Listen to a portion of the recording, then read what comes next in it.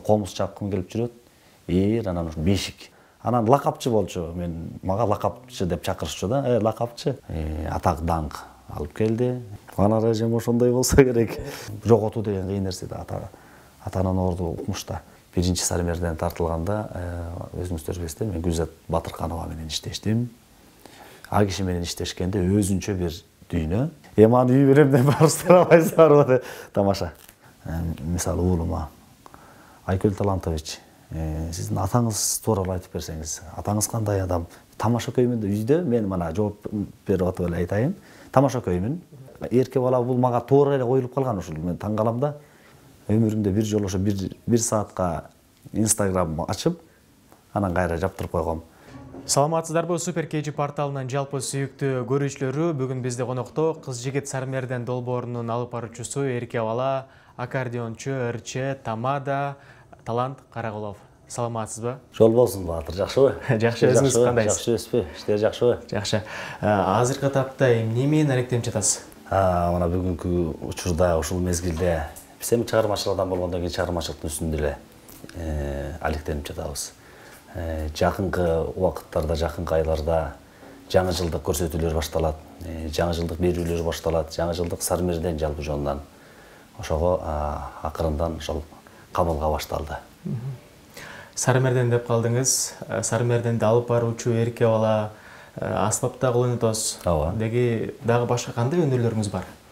Өнөр жигитке жетимиш өнөр аздык кылат дегенде айтып атасыз да, анысы менен айта турган болсок, комуз ойнойбуз, аккордеон өзүңүз айткандай.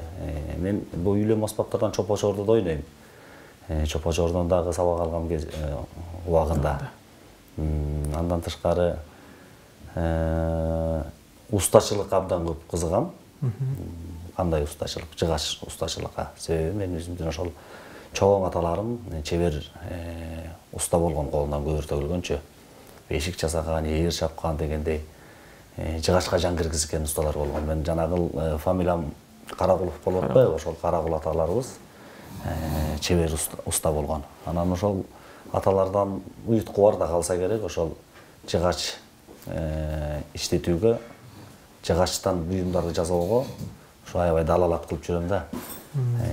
Жанагына бир өнөркана ачылса, өздүгү өнөркана болсо, анан ошол жыгачтан буюмдарды жасайын деген ой бар. Ушул устачылык өнөрдү аркалагым келет да. Анан жыгачтан эми көп буюм жасалат, бирок ошонун ичинен ушу комуз чапкым келип жүрөт. Анан ушу бешик чапкым келип жүрөт да. Ушул үчөөнө аябай ынтызармын. Бешик чапсам деген ой бар. Комуз башкача бир комузча ойлоп таап, комуз чапсам деген ой бар. Ушундай өнөрлөр бар. Бир аракет кылып көрдүңүзбү ошого? Комузум бар, кичинекей чапкан. Ана баягы ыңгырчак деп коет да, ыңгырчак бул баягы өгүзгө, топоска уйга токулчу ээр да. Ошол ыңгырчактын бир үлгүсүн алдым элем, ошол ыңгырчак чапкам кичинекей кылып. Анан окшошту. Ана муну дагы казып өркүндөтүп, шөкөттөп дагы жасасам болбойт экен деген бир чоң изге тилегим бар. Кудай буйрса, ал аракеттердин баардыгы алдыда. Сармерден деп калдыңыз. Деги эле Сармерден сизге эмнелерди алып келди? Сармерден жеке эле мага эмес, бүтүндөй ошол өнөр баккан, өнөрдү туу туткан кыргыз элине чоң ачылыштарды алып келди. Чоңдогон, көптөгөн өнөрлүүлөрдүн өнүп өсүшүнө өбөлгө болду. Канчалаган элдик таланттар ошо Сармердендин канчанчы бир айланпасына келип, макалын айтып, же ырын-ырдап, же күүсүн чертип, же манасын айтып, бүгүнкү күндө чоң бир өнөр жолуна багыт алды, кадам койду да. Жеке өзүм үчүн айта турган болсом, жеке өзүмдүн үй бүлөм үчүн айта турган болсом, Сармерден мага өзүңүздөр баалагандай эле, мен эч ким баягы талант деп кайрылбайт көпчүлүк учурда. Эрке бала. Эрке бала деген ат жаңы ысым алып келди. Ошону менен аздыр көптүр атак даңк алып келди. Албетте ошондой эле ошол ырыс кешик алып келди десем дагы жаңылышпайм.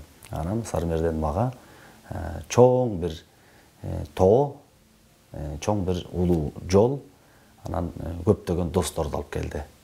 Өзүңүздөр баалагандай, бул жакта мына казак боордошторубуздардан бери келип, мына ал жерден канча тааныш күттүк, дос күттүк, мына бүгүнкү күнгө чейин байма-бай казак боордоштор менен байланышып турабыз.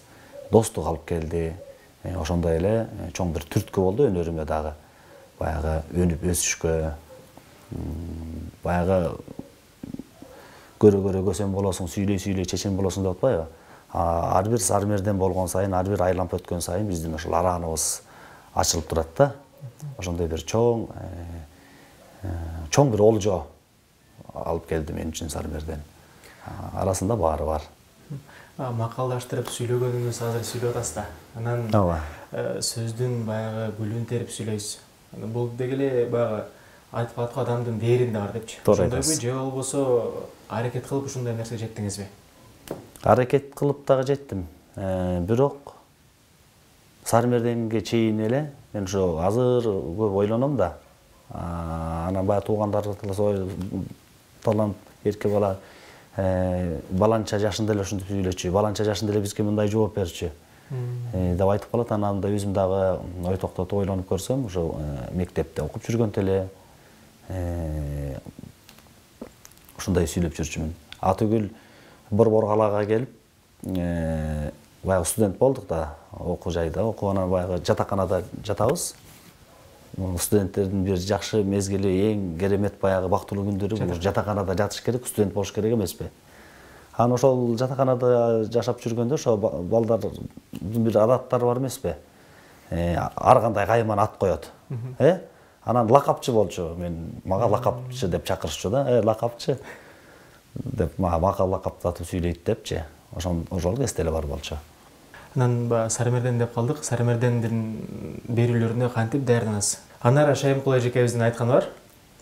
Мен ушундай берүүгө даярданарда үй бүлөмдү, балдарымды мындай унутта калтырып, анан даярданам депчи. Сизде кандай? Анара эжем ошондой болсо керек. Мен унутта калтырбайм эч нерсени. Мен ушу басып жүрүп эле, жумуштар да көп да. Жашоо тиричиликте баарыбызда жумуш көп да. Анан албетте өзүнчө бир көңүл бөлүп, өзүнчө бир астыйдил мамиле жасап, даярданганга убакыт бөлөмүн, бирок баягы баардыгын баягы өзүнчө бир бөлмөгө камалып алып, же бир өзүнчө бир тынчтык издеп, же бир өзүнчө бир жакшы бир жагдай издеп, анан ошол аркылуу даярдануу деген жок да. Кошул ташыл. Ошол мага жагат да. Ошол мага жагат. Кээ бир кездерде ачык эле сөз айтыш керек. Кээ бир мезгилдерде чыныгы баягы жашоо турмуштун шарты, ар кандай бир маселелер болуп калат. Ошол жолдо баратып даярданасың. Канча бир чакырым жол жүрөсүң да. Мисалы, райондон келип каласың, Токмокчоктон келип каласың. Кээ бир кезде мен айылдан келип калган атайы ушу Сармерден бүгүн болот деп туруп, эртең менен Таңзаардан чыгып, 11-12де даярдык башталса, ошол жетип үлгүрүп келген мезгилдер болот да. Жолдо келатып эле даярдап. Купулуңузга толбой калган учур болду беле? Купулга толбой калган учур болгон эмес. Себеби баягы жан өрөп, жан дүйнөң менен баягы аралашып кирип кеткенде, купулга толбой калган нерсе азыраак болуп калат да. Анан бир мезгил болгон купулга толбой калган, ошол атам өтүп кеткенден кийин дүйнө салып, атам жок да, атам өтүп кеткен 5 жыл мурун. Атам тирүү кезде бир жума мурун айтылган, Сармерден баланчанчы мезгилде, октябрь айы эле. Анан атам каза болгондон кийин бир көп өтпөй эле ошол эфирге туш келип калды да. Баш тарта албайсың. Өзүңүздөр жакшы билесиздер, эфир күн мурун даярдалат канча. Анан ошол мезгилде баягы кайгы тартып атып, жоготуу деген кыйын нерсе да, атанын орду укмушта. Анан ошол бир мезгил болгон. Ошондо баягы мукактанып, бөксө жериң толбой, оюңдогудай болбой, ошол ушундай учур бир болгон да. Атам дүйнө салгандан кийин ошол бир кыйын болсо бир жумага жетпей ушул берүү болгон, эфир болгон Сармерден. Мына ошондо бир аз кыйналгам да. Гүлбү Орозкул кызы, Гүлзат Батырканова, Анара Шайымкул эжекебиз менен чогуу иштешип калдыңыз. Анан ар биринин өзүнүн өзгөчөлүктөрү бар. Ошого токтолуп кетсеңиз.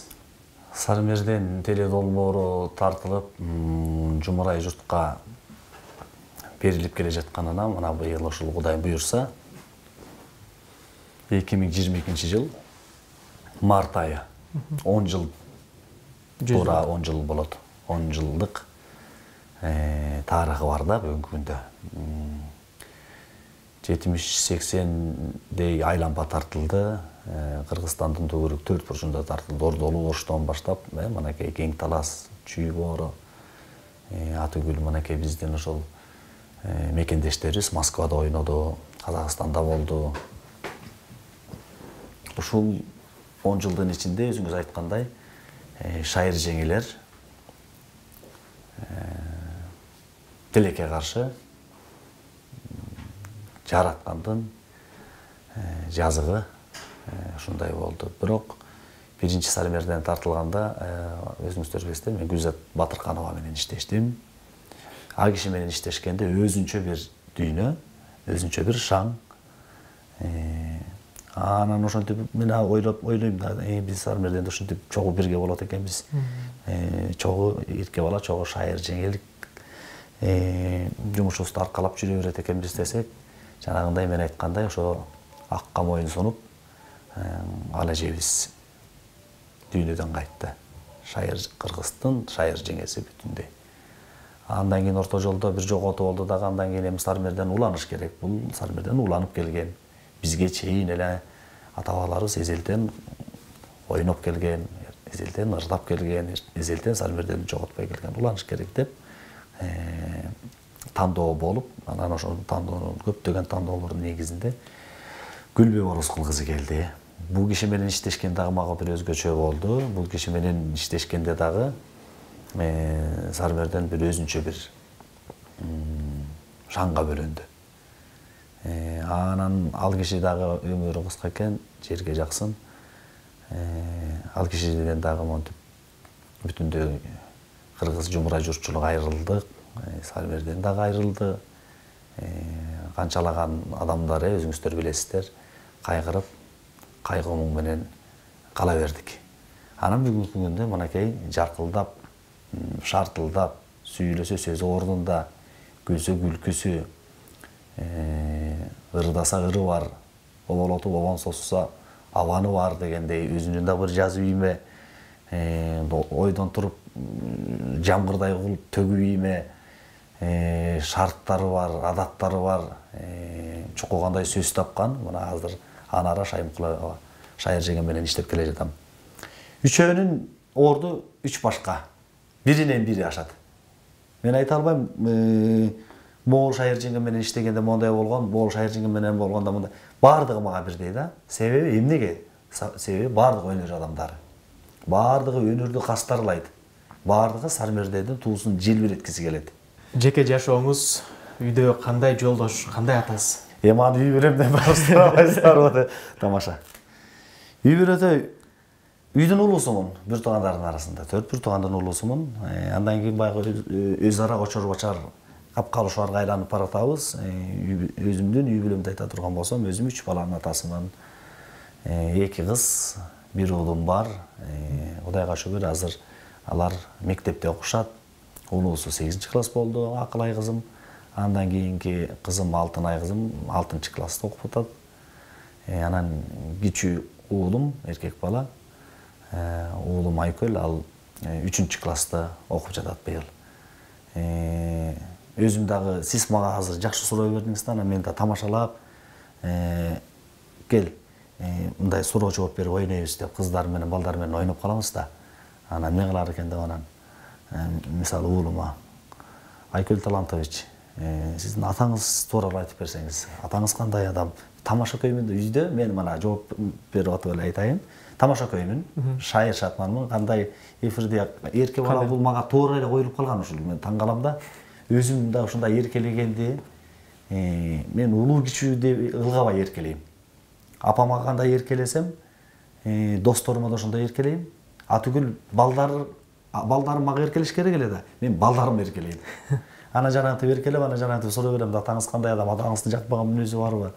Атаңызды уктум эле, мындай тентекте уктум эле, тигиндей мындай тамашалап койсом, анан атам деген мындай шайыр шатман, тамашакөй, жини келсе, жини бар, анын баарын айта турган жөнү бар деп балдарым дагы мындай жөн эме кылбай, сүйлөбөй мага ушинтип жооп беришет. 19 жашыңызда үйлөндүңүз. Ооба. Эрте үйлөндүңүз. Ооба. Эрте балалуу болдуңуз. Анан кандай экен?